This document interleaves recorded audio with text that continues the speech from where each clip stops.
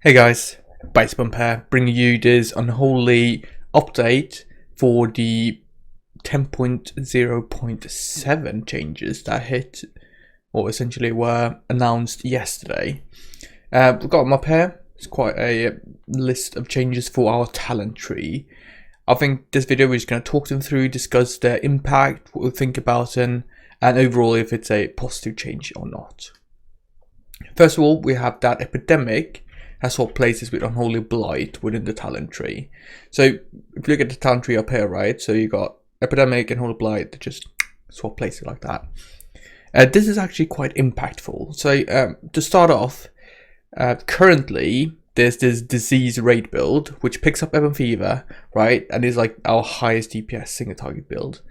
The difficulty is that if you want any kind of cleave, it has okay cleave, right, but if you want more cleave and pick up Epidemic, it's a huge sacrifice because we essentially need to take away Magus of the Dead, and it's like, you know, a 10% DPS downgrade from pure single target.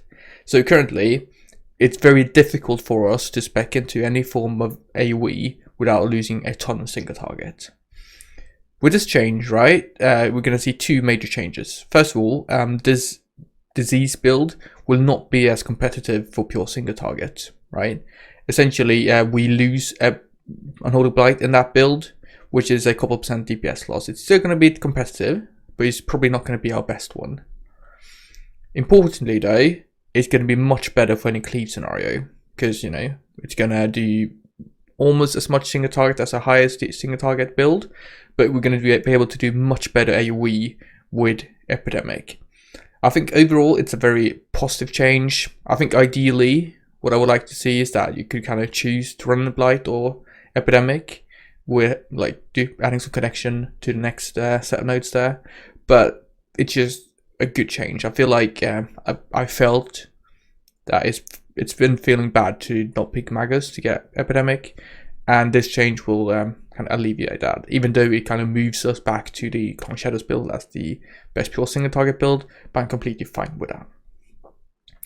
Pestilence implementation has been updated to better reflect the functionality of the tooltip.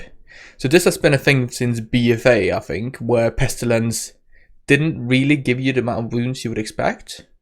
Like, on average, Death K takes 11 times on each target, so you would expect to get like 1 wound per target when you put down your Death K, and the reality is that wasn't the case. You didn't get that many, and that's been a thing for ages. So hopefully this means that Pestilence is going to be a bit better. It's going to be buffed, and we might actually see it played in some Mythic Plus scenarios. Maybe you would pick it up instead of Morbidity in some builds, for instance. I don't know. I think it's a good change because this talent has existed for a very long time without actually being played, so I give that a thumbs up.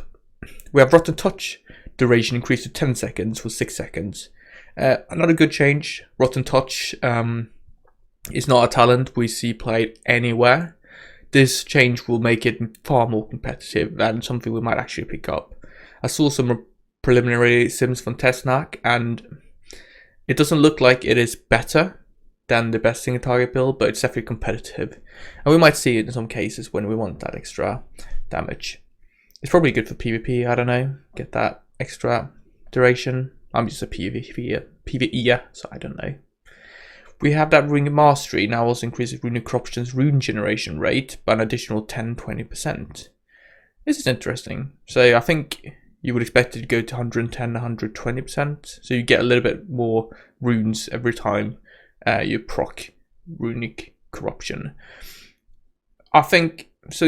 I quite like this talent already in Mythic Plus to get that extra runic power, and this is just going to make it even better in that scenario. But I'm not sure we will ever see it played in like a single target scenario, because then we want the wound one.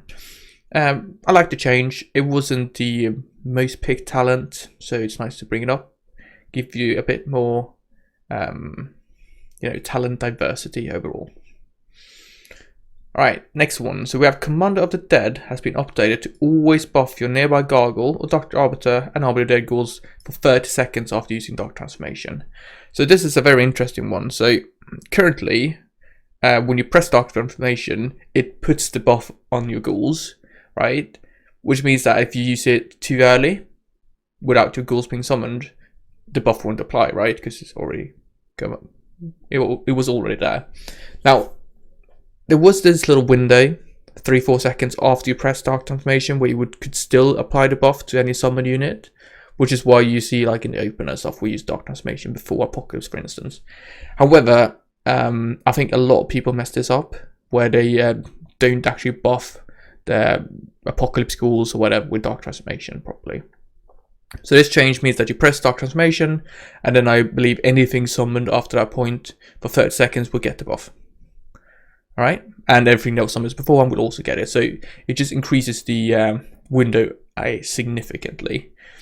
The impact here is that we might actually change around our opener, for instance, might change the location of army, that kind of thing. It's going to make it easier for us to align our cooldowns. Overall, a positive change. Now, the only negative portion here is that this Dark Transformation application thing has a 25-yard range around you, which is really quite small. I hope they increase that to like 100 yards, because currently if you have a big raid boss and your pet is like on the other side, you won't get affected, right? Don't want that to happen, so hopefully you're going to increase that so we don't have any issues along those lines. Overall, a great change though. Alright, and then we have some additional changes from Unholy Death Knight coming in future 10.0.7. Excited to see those. I think overall, if we summarize, we had a couple talents that were bumped up so they'd become more competitive. You know, Pestilence, Rotten Touch, and Runic Mastery. All good changes. Epidemic swapping with Unholy Blight does slightly kill the disease raid build for pure single target, but it means we also have a much better kind of AoE hybrid build available to us, which I think is a very good thing. And furthermore, Commander of the Dead changing to make it more kind of forgiving is a great change. I just hope they buff the range with it so we don't have any issues related to that. Leave a comment down below. Let me know, what do you think about the changes? Are you happy? Unhappy? Do you want to see more? Do you want to see less? You know, let me know your opinion. Upvote, downvote, consider subscribing, and I'll see you guys in the next video. Thank you very much for watching. Bye bye.